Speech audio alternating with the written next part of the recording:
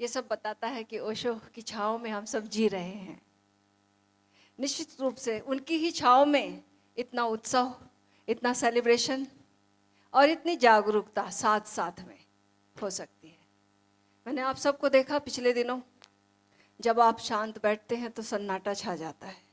ये सन्नाटा का उतरना, ये उसी के बीच उतर सकता है जिस पर ओशो की छाँव है, गुरु की छाँव है। हम सब बड़े सौभाग्यशाली हैं कि हम ओशो की छाँव में जीते हैं, पनपते हैं, हंसते हैं, खेलते हैं और ध्यान में जाते हैं। पूरे जीवन में जीने की कला यही है। सबने बहुत प्रकार से गीता की व्याख्या करी, लेकिन ओशो ने जो वृहद व्याख्या करी, सर्वाधिक लंबी 5 इयर्स तक, उसमें उन्होंने पूरा मनोविज्ञान आज की भाषा में खोला है। आज की भाषा में हम कैसे समझ सकें उसको पूरा खोला है।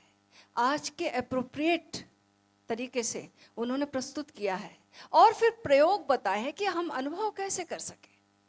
हम कितनी ही वैचारिक बातें समझ लें कि आत्मा है, अमृत स्वरूप है, अविनाशी है, शस्त्र छेद नहीं सकते, अग्नि जला नहीं सकती, सबने सुना हुआ है, वायु विच्छेद नहीं कर सकती। लेकिन सुनकर क्या होता है? जब सामने परिस्थिति आती तो कुछ कांप जाता है भीतर। उस अमृत स्वरूप को सिर्फ सुना है, उसका प्रयोग ओशो ने कराया, उसके प्रयोग ओशो ने हमें बताए। और हम सब, मैं बार बार इसीलिए कहती, we all are blessed one, क्योंकि हम सब उन प्रयोगों को करने के लिए इकट्ठे होने का ये जो आयोजन जुटा, ये भी बड़ा अस्तित्वगत है, ये भी बड़ा अस्तित्वगत है। ऐसे ही नहीं जुट जाता, ऐसे ही नहीं लोग इतने सारे इकट्ठे हो जाते हैं एक वेव लेंथ के, कि हम एक की खोज में, उस एक की खोज में एक साथ बड़े प्रेमपूर्ण तरीके से जुड़कर बैठे और हंसते खेलते नाचते हुए उस, कहना चाहिए, जो कि बड़ा शुष्क विषय है क्षेत्र और क्षेत्रज्ञ का, समझ में नहीं आता था सुन सुनकर क्षेत्र क्या है, क्षेत्रज्ञ क्या है, लेकिन उसकी कितनी सरल भाषा ओशो ने हमें समझा दी कि क्षेत्र क्या है और क्षेत्रज्ञ क्या है। एक कहानी याद आती मेरे को, कल कुछ लोग मिलने आए थे, पहले दिन भी यहाँ आई तो नारियल दिया था। वो नारियल देख के मुझे कहानी याद आ गई। हम जो ये क्षेत्रज्ञ विभाग कर रहे हैं, प्रयोग कर रहे हैं और सुन रहे, इसकी बात याद आ गई। वो ऐसी कि बाबा फरीद के पास एक युवक जाता है और कहता है कि हमने सुना है कि मंसूर को जब सूली लगी, उसके जब हाथ पैर काटे गए, तभी भी वो हंस रहा था, तभी भी खिलखिला रहा था। कहते कि गर्दन भी कट गई तब भी खिलखिलाती रही वह। ऐसा हुआ और हमें तो भरोसा नहीं आता। आप हमें समझाएं ये कैसे हो सकता है, कैसे लिखा गया है, ये ब्यौरा कैसे दिया है।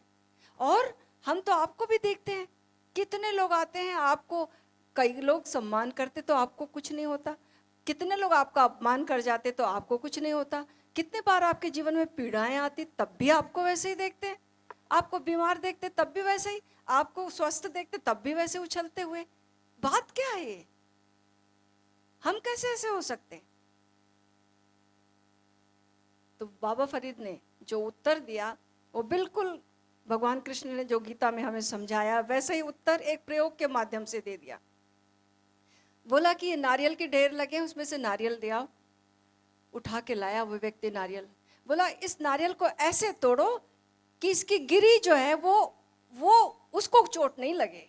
नारियल को तो चोट लगे, तोड़ो, लेकिन गिरी को कुछ नहीं होना चाहिए, गिरी ठीक रहनी चाहिए। वो बोला, तोड़ के देखा, बोला कैसे, इसमें ये तो चिपकी हुई है, ये तो नारियल से चिपकी हुई है, गिरी कैसे नहीं अलग हो, कैसे नहीं टूटेगी, ये तो टूटेगी।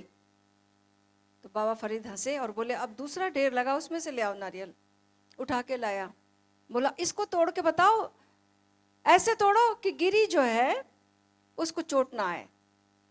उसने हिलाया तोड़ने, बोले ये तो बात ही बिल्कुल सरल है, इसको कैसे चोट आ सकती है, ये तो गिरी तो अलग है इससे, खोल से। तो बाबा फरीद बोले बात तो तुम समझ गए कि गिरी से अगर खोल और गिरी दोनों अलग हैं, ये अलगाव है तो फिर चोट कैसे आएगी? गिरी तो साबुत बच जाएगी। तो ऐसे ये जो अलग, जो हम अलगाव, जो ये जो विभाग है क्षेत्र और क्षेत्रज्ञ का, तो क्षेत्र में जो भी घटनाएं घटती रहें, स्पेस में हमारी क्या क्या है क्षेत्र, ये शरीर है, ये मन है, ये जो हृदय है, ये जो कम, यहाँ हवाएं चलती रहती हैं, यहाँ अनुकूलता प्रतिकूलता सब चीजें आती हैं, ये सब होता रहेगा, लेकिन भीतर चोट नहीं लगेगी, भीतर वैसे ही साबुत रहेगा। जब कब? जब इस भेद को हमने जान लिया कि ये सब क्षेत्र में जो भी घटनाएं घट रही, जितना भी चीजें हो रही क्षेत्र में, उसको जानने वाला मैं हूं, मैं क्षेत्र नहीं हूं, इसको जानने वाला मैं हूं। ये जो, जब पहले इसके लिए क्या करना पड़ेगा? पहले तादाद में तोड़ना पड़ेगा क्या क्या मैं नहीं हूं, तो बड़े आसानी से टूट जाता है, सबको पता चलता है। अरे ये हाथ मैं हूं क्या? मैं नहीं हूं। मैं कोई भी इंद्रियों के माध्यम से, क्या कोई इंद्रिया मैं हूं? मैं नहीं हूं। ये स्पष्ट रूप से हम देख पाते हैं, लेकिन फिर भी वैसा व्यवहार नहीं कर पाते कि क्या मैं हूं और क्या मैं नहीं हूं, वैसा व्यवहार नहीं कर पाते। ये जो एकत्व है, क्षेत्र और क्षेत्रज्ञ मिल गया है, यहाँ विभाजन नहीं हो पाता, यहाँ डिमार्केशन नहीं हो पाता, लाइन नहीं खिंच पाती। उसकी सरल विधियां ओशो ने हमें बताई हैं। एक बार हमारी जिंदगी में क्या होता, बड़े हम एक हो जाते हैं और ये जो भेद की रेखा है इसको भूल जाते हैं, और हम मूर्छित होकर दुखी होते हैं, क्रोधित होते हैं, द्वेष में जाते हैं, ईर्ष्या में जाते हैं, पूरा जीवन एक नरक बना लेते हैं। और जो भेद को जानते हैं उनका जीवन स्वर्ग हो जाता है, आनंदमय कहानी हो जाता है उनका जीवन। एक बार रामलीला में एक व्यक्ति हमेशा रावण बनता था, और एक व्यक्ति जो था वो, हमें लड़की थी वो सीता बनती थी। अब बार बार ये रोल करते करते दोनों का प्रेम हो गया आपस में, और प्रेम हो गया तो 2-3 साल तक तो ठीक। चौथे साल जब वो रामलीला कर रहे थे, तो जैसे ही धनुष आया तो रावण ने कहा बहुत हो गया, अब इस बार मैं स्वयंवर करूंगा, मैं धनुष तोड़ूंगा, स्वयंवर करूंगा, मैं सीता को लेकर जाऊंगा। भूल गया, असली बात याद आ गई, उसने धनुष तोड़ दिया। अब जनक वहां पर मौजूद थे, बूढ़े थे। जनक बड़ा अनुभवी आदमी था, उसको याद आ गया। उसने बोला, अरे भाई ये कौन बच्चों का धनुष लेके आ गया? शिवजी का धनुष लेकर आओ। ये बच्चों का धनुष ले आया, इसने तोड़ दिया। और उनको जैसे तैसे बाहर निकाला रंगमंच से, और दूसरा रावण भेजा, दूसरी सीता भेजी, और उसके बाद बात बनी। हम भी भूल जाते हैं, और जिनको याद रहता है उनका जीवन जो है वो एक अभिनय की तरह हो जाता है। और जो भूल जाते हैं उनका अभिनय में भी वो इतने विस्मरण में चले जाते हैं, इतने विस्मरण में चले जाते हैं कि बात ही कहीं कुछ की कुछ हो जाती है। तो ये जो भेद रेखा है, ये जो क्षेत्र और क्षेत्रज्ञ का स्मरण है, ये आ जाए तो जीवन संवर जाता है। और इस को एक गीत के माध्यम से और स्पष्ट करेंगे। ये गीत नीलांचल जी ने लिखा है, और इसको मैं आप सबके लिए। भगवान कृष्ण ने कहा स्वयं को जान लो,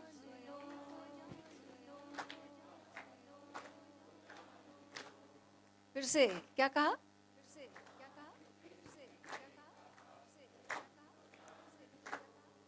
जानते जिसे हो उसे पृथक जान लो,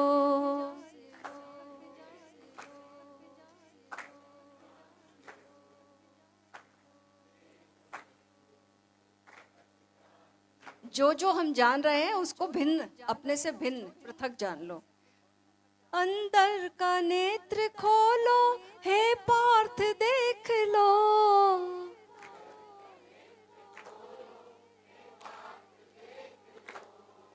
क्षेत्र व क्षेत्रज्ञ का तुम भेद समझ लो।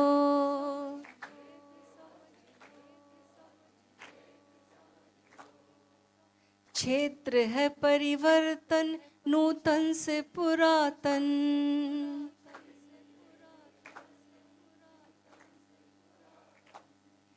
क्षेत्र है परिवर्तन, नूतन से पुरातन।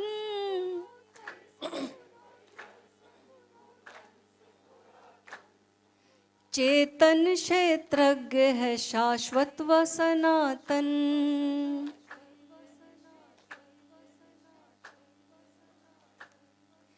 तन मन के रूप में ये कुरुक्षेत्र है।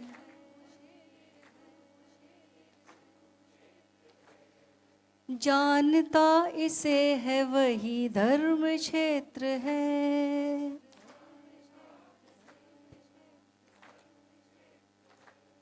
फैला आसमान सा क्षेत्रज्ञ है अनंत।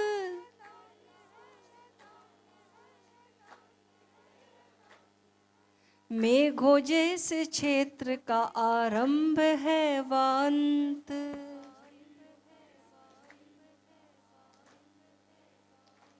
इससे बहुत आसानी से समझ जाओगे कि आकाश देखते हो, विराट आकाश, और जब वहां पर बादल घिरते हैं पता ही नहीं चलता कि आकाश है, वहां पर बादल ही बादल दिखाई देते। बारिश में पता चलता नीला आसमान? बिल्कुल नहीं दिखाई देता। लेकिन ये जो बादल है वो हमेशा नहीं रहते, बादल बिखर जाते हैं और फिर जो बचता है, वो जो बचता है नीला आकाश, मेघ रहित बादलों से बिल्कुल खाली, वो क्षेत्रज्ञ है। हमारे भीतर भी वैसे ही कुछ है। जब हम आंख बंद करते हैं, बंद आंखों से विचार उठते हैं, भावनाओं की लहरें आती हैं, आवेग आते हैं, लेकिन अंतर जगत में ये सब चलता। और उसके पार जब हम जाते हैं, और उसके पार वो जो अंतर आकाश है, जहाँ कोई विचार नहीं बचता, केवल आकाश बचता है और एक जानने का गुण बचता है। कैपेसिटी टू नो, जानने का गुण, ये जो नोइंग है, ये जो जानने का गुण है। आकाश जो है, ये स्पेस ही स्वयं को जानती है। ये स्पेस स्वयं ही स्वयं को जानती है। ये क्षेत्रज्ञ है। जब तक कोई ऑब्जेक्ट है तब तक मैं जान रही हूं, तब तक मेरी चेतना। देखो, एक चेतना हमारी ऐसी है कि हमारे सामने चीजें हैं, तब तक हम जागे हैं। उत्तेजना इसलिए मन को अच्छी लगती ना, ज्यादा ज्यादा उत्तेजना इसलिए अच्छी लगती कि जीवंतता का पता चलता है। कोई ऑब्जेक्ट है तो हमारे भीतर चेतना और बढ़ती है। इसलिए ये जो ऑब्जेक्ट के साथ चेतना है, ये भी क्षेत्रज्ञ नहीं है। जब तक ऑब्जेक्ट है, जब तक मैं आपको देख रही हूँ या किसी चीज को देख रही हूँ या भीतर किसको देख रही हूँ, कोई चीज को देख रही, तब तक नहीं। जब कुछ नहीं बचता, कोई ऑब्जेक्ट नहीं। नॉर्मली क्या होता है, जब कुछ नहीं बचता तो हम सो जाते हैं। जब कोई ऑब्जेक्ट नहीं बचता, कोई विचार नहीं बचता, तो हमारी नींद लग जाती है। इतने विश्रामपूर्ण अवस्था में कोई विचार नहीं, कोई ऑब्जेक्ट नहीं, हम सो जाते हैं। इसलिए तो रात को ऐसी व्यवस्था की जाती है कि भाई अंधकार कर दो। और जब कोई अगर विचार कौंध जाए, कोई परिस्थिति आ जाए, तो क्या सो पाते हैं हम? उस दिन नहीं सो पाते। लेकिन जब हम रिलैक्स हैं, कोई विचार नहीं चल रहा, कोई विशेष तनाव नहीं है, एकदम नॉर्मल है हम, तब हमें नींद आती है। तो ऐसे में हमें नींद आ जाती है। लेकिन अब हम जागे रहे जब कोई ऑब्जेक्ट नहीं, खाली पर्दा है, आसमान, प्योर स्पेस और जानने का गुण, तब हम सोए नहीं हैं और जागे हुए हैं। तो ये जो जागा हुआ है, जो स्वयं ही स्वयं को जान रहा, ये क्षेत्रज्ञ है।